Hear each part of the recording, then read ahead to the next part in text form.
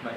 Assalamualaikum warahmatullahi wabarakatuh. Perkenalkan, nama saya Muhammad Aditya dengan NIM 30 100 123 042. Di sini saya akan mempresentasikan materi saya yang berjudul Ibnu Zuhar dan karyanya dalam mengidentifikasi dan cara pengobatan penyakit paru-paru.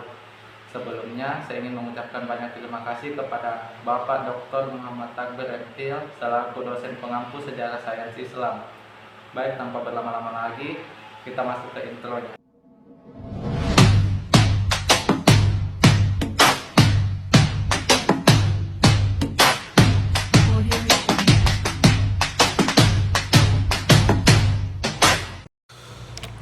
Mungkin dari teman-teman sekalian sudah ada yang tahu siapa sih Ibnu Zuhar itu. Ibnu Zuhar atau yang bernama lengkap Abu Marwan Abdul Al-Malik Ibnu Zuhar atau yang dikenal di barat sebagai Afen Zuhar. Ia merupakan seorang dokter, apoteker, guru, dan ahli bedah.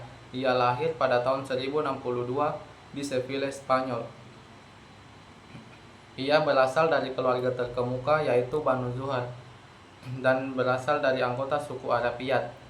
Ibnu Zuhar menempuh ilmu pendidikannya pertama kali di Universitas Cordoba, tapi perlu diketahui jika praktik ilmu kedokterannya pertama kali berasal dari pengajaran ayahnya yaitu Abul Ala Zuhar yang merupakan seorang dokter terkemuka dan guru yang berpengaruh. Ia wafat pada tahun 1131.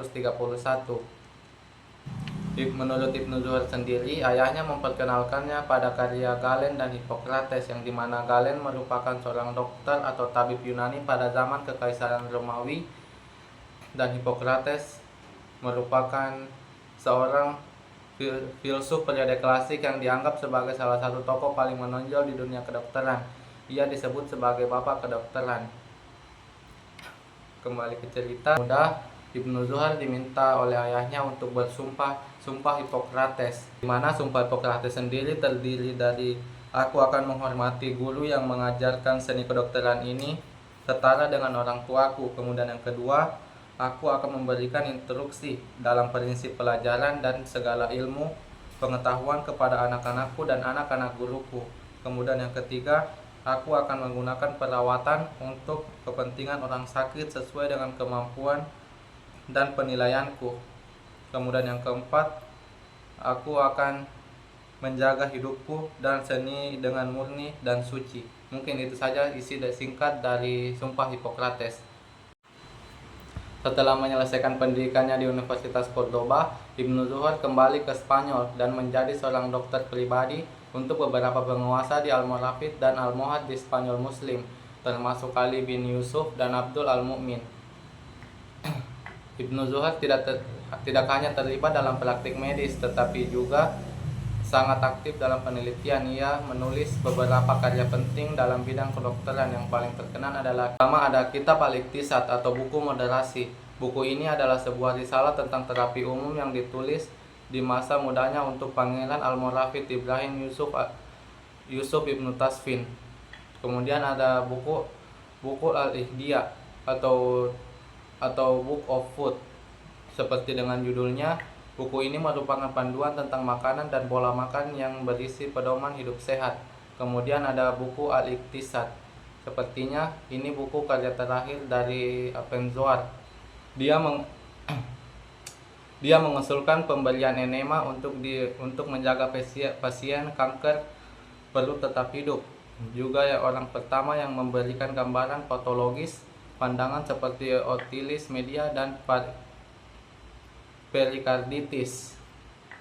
Mungkin kontribusi terbesar Ibnu Zuhar dalam bidang kedokteran adalah penerapan metode eksperimennya dengan memperkenalkan pengujian pada hewan. Dia diketahui telah melakukan pengujian pada hewan, melakukan prosedur medis pada hewan sebelum melakukannya pada manusia untuk mengetahui apakah prosedur tersebut akan berhasil.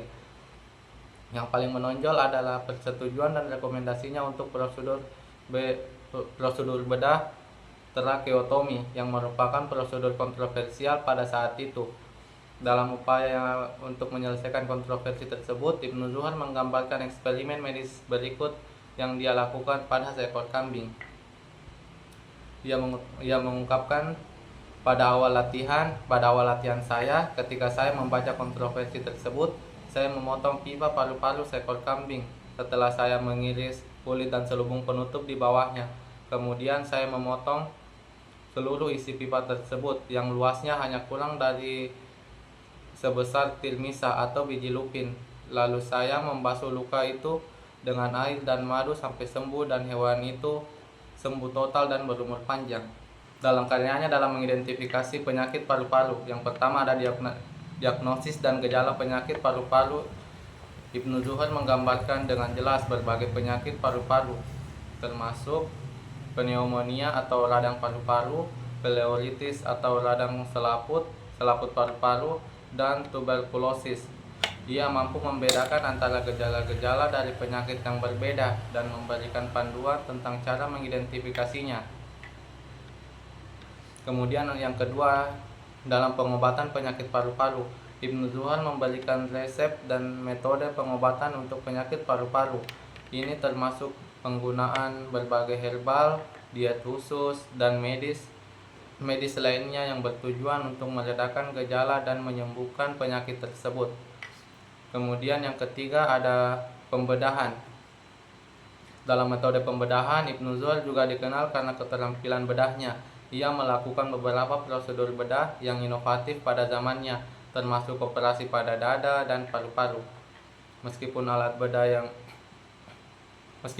bedah dan tekniknya masih sederhana dibandingkan dengan standar modern, kontribusinya sangat penting dalam pengembangan pembedahan toraks atau bedah dada.